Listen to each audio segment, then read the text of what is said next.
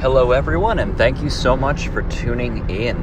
This is a Rocky recap episode for his show on Saturday, April 16th, 2022. This is the day before Easter, and naturally that does show up on the show. He starts off talking about what a great time it is to be alive and see what's happening and learn and critically understand what's going on.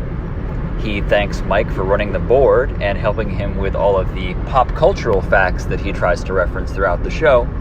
Mike is very useful to Rocky in making sure that he can get a lot of the information toward anything specific. You will frequently hear Mike in the background say whatever fact he's grasping for but doesn't quite know. So he thanks him for his service to the show. Rocky talks about how Jesus is a man/God that was the first to be born from the dead. I think he means first to return from the dead, but there's actually a lot of scriptural argument around that as to whether or not Jesus was God in a sort of a Trinity setup or the Son of God and not God himself. But again, this is not a theology podcast. Anyway, so he talks about in World War II, during the German retreat from Italy, there was a surprising amount of pushback from the Italians in an effort to sabotage the German army. Very frequently, if one German was killed, they would kill 10 Italian civilians at random in reprisal killings. And he speaks about someone having killed some amount of German troops with a grenade. And the Italian Carabinieri, Salvo D'Acquisto, said that I threw the grenade in order to save the Italian civilians. And the German commanding officer who knew this guy knew that he was lying. But the admission was sufficient enough to save 10 random Italian citizens from being summarily executed. And that's incredibly noble and awesome. I mean, to have that level of dedication to your countrymen is not something that you would expect to see all that much anymore, especially given how divided we are here and abroad. He talks about how this week coincides with Easter, Passover, and, quote, the Muslim holiday, Ramadan, Rocky. It's called Ramadan. He and his family are celebrating with grateful hearts for what Jesus Christ has done for us. And of course, that's fine. That's the point of Easter. He's celebrating the sacrifice to deliver us from sin. He talks about the dialogue that happened between the folks that were on the crosses on either side of Jesus and how he said to them, "Today, I will see you in paradise." He then goes on to talk about how there's no requirement other than to believe in the Lord Jesus Christ. And I'm not sure that that's a settled point, but it's a nice thing to imagine. In fact, again, there's a lot of debate around the requirements to get into heaven, and there are many scriptural examples that show it's not quite that simple. But again, not a theology podcast. He brings up that when he was just 40 days old, Rocky contracted whooping cough, and that 40 days is very significant. Fast forwarding to the present, he says he is very rich and blessed, and it's not because he deserves it, but because God is merciful. And he says he makes no apology, and he doesn't try to hide that he's a Christian.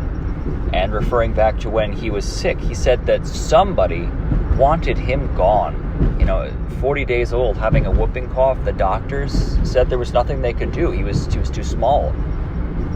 And he says that God intervened, maybe because God just wasn't done with him yet.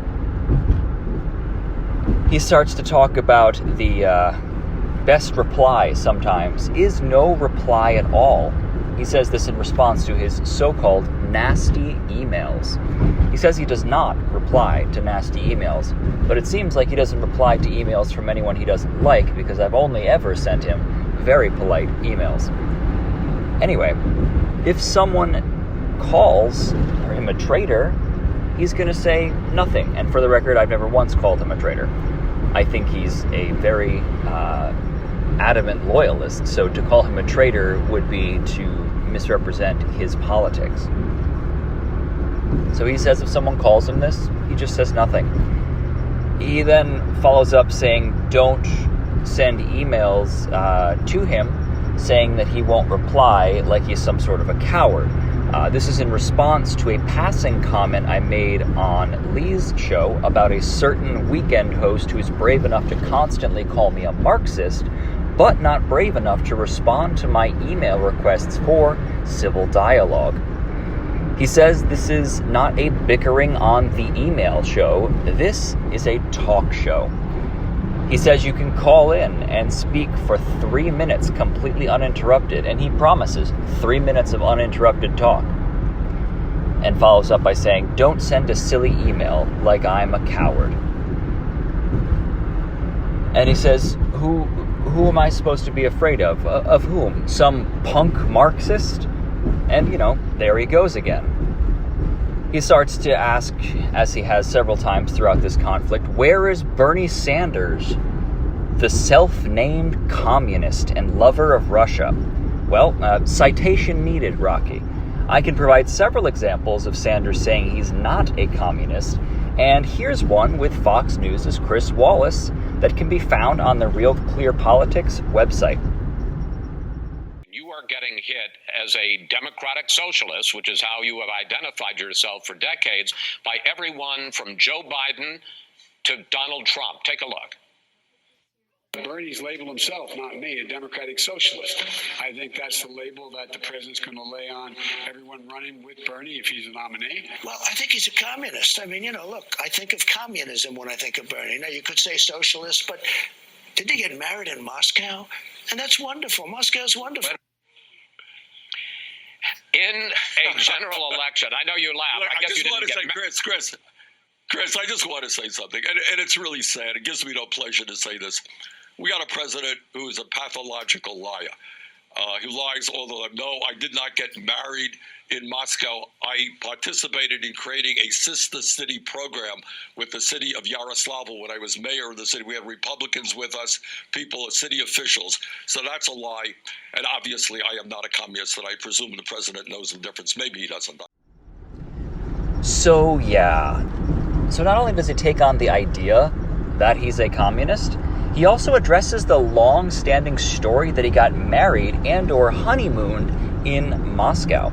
So when Rocky tells you that Bernie Sanders says he's a communist, you need to ask yourself why he's not providing any citation. It's because he either doesn't know what he's talking about or has no interest in truth. The burden of proof is on Rocky here, so ball's in your court, Pietro. Anyone who has been kind enough to send nasty emails, he says, should call in. Apparently someone told him that he never takes controversial calls. Perhaps at this point you're wondering why I do not call in and have not called in since my first call. The reason is I called in once and all he did was shout, change the subject, and demand answers to questions that were entirely unrelated to the initial call. So it seemed to be just yell and obfuscate, distract, and strawman. So it really didn't seem like productive dialogue. Perhaps if Rocky one day can demonstrate that he's able to do any sort of mature, cross-partisan dialogue, maybe I will call in. But that's what the future's for. We'll see. He says that when you have the truth on your side, you can't be wrong. Well, the purpose of this podcast is largely to show how Rocky is very regularly wrong. So perhaps truth is not on his side. So perhaps he's telling on himself here. He talks about the Constitution and says you have to love it as it was written. And I would say it was intended to be built upon. The Constitution was a foundation that we were supposed to build upon in pursuit and maintenance of the project of liberty. And in that way, I believe that it has failed. He calls everyone that disagrees with him Barabians. This is a reference to Barabbas, more biblical references for you here. And he then goes on to talk about how if any cause that is advertised to him seems to be honorable to him, that he will be there. He says that the message of freedom has to be embraced, but okay, man, I'm not the one who is admiring the early stages of Mussolini's fascist movement. In case this somehow got lost, and I'm thinking it has because I believe this was tied to this episode, but I have a couple areas of notes that I don't seem to see, so perhaps they somehow got deleted. So I'll just cover this in brief. Rocky was talking about the early stages of Mussolini's rise to power, and he says that it was good and noble, but then power got to his head and things got away from him. Any students of history will know that the Mussolini's rise to power was anything but peaceful, incredibly violent, and resisted ferociously by people who saw what it was ahead of time. Those people were called anti-fascists. Anyway, he also, in saying this, is flying in the face of his previous assertions that Mussolini was a communist, which is, of course, not true. In full disclosure, Mussolini, like many people in the post-World War I era, flirted with a variety of far left and right ideologies because the apocalypse of World War I led to a tremendous disillusionment among a lot of people. So they were looking for answers. Mussolini was on the left for a few years until he became disillusioned with it and became the father of fascism. Anyway, he brings up Martin Luther King again and says that we will stand up legally, lawfully, and peacefully, and says that Martin Luther King never lifted a hand against anyone. He says that Martin Luther King was not a Black Panther and was not a communist ideologue. And no, Rocky, he was a moderate socialist. And he was very clear about this. He was, by American standards, in the same ballpark as Bernie. So, by your standards, he was a full-on communist. Speaking of Bernie, let's bring him on from an interview on C-SPAN back in 1989. Let's roll the clip. Let's go out to Kenmore, Washington. You're on the air. Thank you very much, C-SPAN. Congratulations for having this gentleman on so we can expose him. But it seems that what the people have to realize is that we can be fooled. You know, we've been fooled many times. Well, even Castro said he was not a communist, but we found out later that was different. But the thing is, for socialism, whether it's Nazi socialism or communist socialism, for that to exist, the Bill of Rights and the Constitution of the United States have to be done away with. And we know what socialism is. It's ruled by the few chosen few in the government forevermore. We found that out. We know what that is. So I can't see why why we should not have some of the Nazi socialists up here now that we have a communist socialist. But well, I mean, I'm glad that he raises the question. And this has to do with an extraordinary ignorance in this country in terms of the difference between communism and socialism. Right? Socialism is not communism. The Soviet Union has been, for many, many years, for decades, an authoritarian society. Many of us are hopeful that at the present moment, some of those authoritarian structures are being broken down, and we hope that that continues, and we hope that democracy comes to the Soviet Union. It is not a democratic society. But what people like this gentleman do not know is, for example, that in Scandinavia, in Sweden, you've had socialist governments for decades, that in fact that country is probably, in most respects, more democratic than the United States. They have 80 or 90% of the people voting. They have strong labor unions. They have a more open media. They have a healthcare system guaranteeing healthcare to all of the people. Not to say that that's a utopia, but to say in Canada, north of us, you have two provinces which have been governed by socialist-type governments. So to equate socialism with communism is simply ignorance, and I'm afraid that too much of that ignorance exists in our own country. At various times, the governments of Nicaragua and the previous government of Grenada have said that they were not communist, they were socialist, Marxist. Yeah. How do you relate to that? I agree with that. You know, what they said, what the government of Grenada said under Maurice Bishop, is that they wanted to forge their own way, and they were overthrown by the United States government. In Nicaragua, you have a government which came to power, and I believe has tried to do the right things for its people in terms of health care, land reform, education. If you trace the history of the United States vis-a-vis Latin America and Central America, there has never been a time when a country made a revolution for the poor people where it was not overthrown by the CIA or the United States government or the Marines. Salvador Allende was democratically elected by the people of Chile. He made the mistake of believing that his job as president of that country was to represent the people of Chile.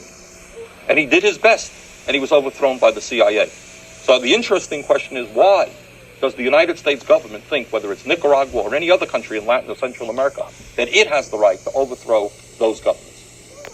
So just another piece of evidence that this person that Rocky proclaims as a self-identified communist is denying that he is a communist. And as I've often said, you can not know what is in a person's heart necessarily, but Rocky claims repeatedly and consistently that Bernie identifies as a communist. He says it. Still waiting on that citation. I can keep producing examples of him denying that all throughout his political career, but I think 2 for this show is sufficient. Anyway, back to talking about Martin Luther King. And no one has said that Martin Luther King was a Black Panther, and I too would fall short of calling Martin Luther King a communist ideologue. But I have repeatedly said that he was, by definition, a leftist, and one so radical that if he were alive today, he would never be allowed anywhere near the levers of power. On August 31st, 1967, Dr. Martin Luther King Jr. delivered a speech entitled "The Three Evils of Society" at the National Conference of New Politics. We have deluded ourselves into believing that the myth that capitalism grew and prospered out of the Protestant work ethic and of hard work and sacrifice, said King. The fact is that capitalism was built on the exploitation and suffering of black slaves and continues to thrive on the exploitation of the poor, both black and white, here and abroad. The evils of capitalism are as real as the evils of militarism and racism. The problems of racial injustice and economic injustice cannot be solved without a radical redistribution of political and economic power. He then comes at these so-called buffoons and Marxist-trained people telling you that they're here to help. I would think that a lot of people that he would call Marxist-trained people and buffoons are actually trying to help, but he's not interested in having any sort of real dialogue with them, so we'll never really know what sort of message these folks are having, unless, of course, you are brave enough to seek them out in an actual open dialogue and explore what they actually believe. Several callers call in about, honestly, nothing in particular. And John from Pawcatuck, being the first noteworthy caller for this segment, comes in, and he's talking about complacency and how we go to church and forget about 9/11 and things go back to normal. He's talking about when 9/11 first happened, he and I guess presumably his family went to church and just forgot that 9/11 happened. And everything went back to normal. People who weren't under a rock at that time or haven't been completely ignoring the trajectory of world events would remember that we invaded 2 countries and put ourselves so deep in debt that we could probably never dig ourselves out. Also, millions of people's lives were destroyed or completely disrupted beyond repair. He says that folks in the Middle East despise us because we have it all. This isn't quite true. Perhaps you would look up maybe Osama bin Laden's manifesto in order to get an idea of what they believe. Not necessarily to justify it, but again, know your enemy, know what they're about, and know what their beliefs are. In that way, you can actually maybe challenge them in some effective way, rather than just using the pointless platitude of they hate us for our freedoms. So to build off of this concept, we can actually look at the letters that Osama bin Laden sent to Americans after he did 9/11. And they were released, I think, in about 2002 or so. And, you know, it's about what you'd expect with a terrorist of that background around that time. But there's some other stuff in there that sort of gives you an idea that this enemy is more complex than what the news media wants you to believe, because if you have a two-dimensional cartoon character for an enemy, it's a lot easier to give an excuse for any sort of repression, not just toward that person, but toward everyone around them. And it allows you to have a cartoonish view of the country where this person is, and it's a lot easier to get away with all sorts of terrible human rights violations and all sorts of other nasty, nasty things. But that letter is super long, and I'm not about to get into it on this particular episode. With that said, though, he did release another letter toward the end of his life, or perhaps it was recovered from the Abbottabad compound. I don't quite recall off the top of my head, but I do have an excerpt of the text here, which I found, if nothing else, interesting. And for curiosity's sake, this was actually published on National Review, which is hardly a left-wing publication. The text reads as follows. To the American people, peace be upon those who follow the righteous track. Hereafter, the subject of my talk to you is the overwhelming control of capital and its effect on the ongoing war between us. I direct my talk specifically to those who support real change, especially the youth. Your current president, Obama, warns you now about the enormity of capital control, and it has a cycle whereby it devours humanity when it is devoid of the precepts of God's law. The tyranny of the control of capital by large companies has harmed your economy as it did ours, and that was my motivation for this talk. Tens of millions of you are below the poverty line. Millions have lost their homes, and millions have lost their jobs to mark the highest average unemployment in 60 years. Your financial system in its totality was about to collapse within 48 hours had not the administration reverted to using the taxpayers' money to rescue the vultures by using the assets of the victims. Whoever enters the White House, even with good intentions to safeguard the people's interest, is no more than a train operator. His only task is to keep the train on the tracks that were laid down by the lobbyists in New York and Washington to serve their interests first, even if it is counter to your security and economy. Any president who tries to move the train from the lobbyists' track to a track for the American people's interests will confront strong opposition and pressures from the lobbyists. Now, that sort of thing isn't something you would expect to be coming from that author, because you have sort of a trained perspective on what people in that part of the world with that sort of ideology believe. And that isn't to excuse anything that these folks have done. It's just to paint a picture that the world we live in is not a world where evil is just a Disney cartoon character. We don't live in that hyper-simplified world. We live in a complex world. And so when you want to actually address the complexity of that world, you should actually try to research the people that you are against in order to understand what they're about. Anyway, we're going to cut back into the podcast now. I just thought that was a really interesting thing to bring up as a means of provoking some additional research and thought. Because again, unlike Rocky, I advocate that you do a lot of research. I advocate that you do your best to not only know yourself, but to know your enemy. I think that's very important. They say why they hate us, so why don't you do the base Bearline effort to find out why specifically they hate you, rather than repeating an empty, pointless talking point that simplifies world politics to just good guys, bad guys. He talks about how Providence, Rhode Island was given by divine providence. Maybe the Pokanoket tribe might see that a little bit of a different way, but you can believe a lot of things are divinely ordained when you're waging a war of bloody conquest.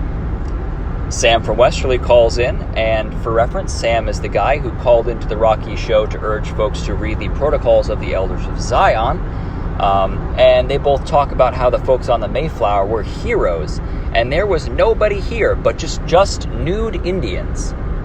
Just nude Indians.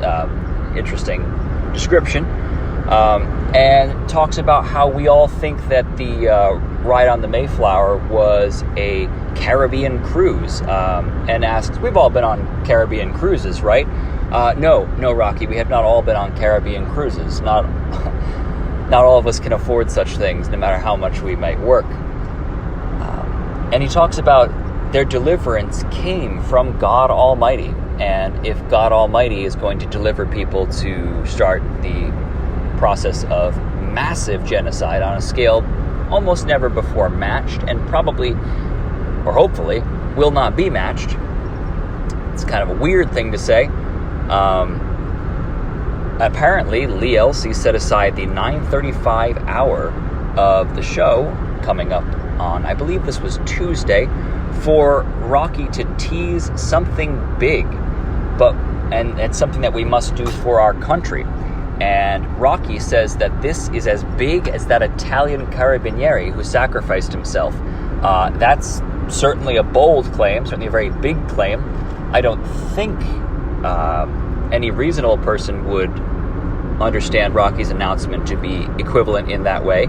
I am recording this several weeks afterward, finally getting through to the notes, so I know what his announcement is, but in the interest of chronological order, I will not reveal it. The only spoiler I will give you, it is certainly not that level of sacrifice. In fact, one might even consider it a vanity project.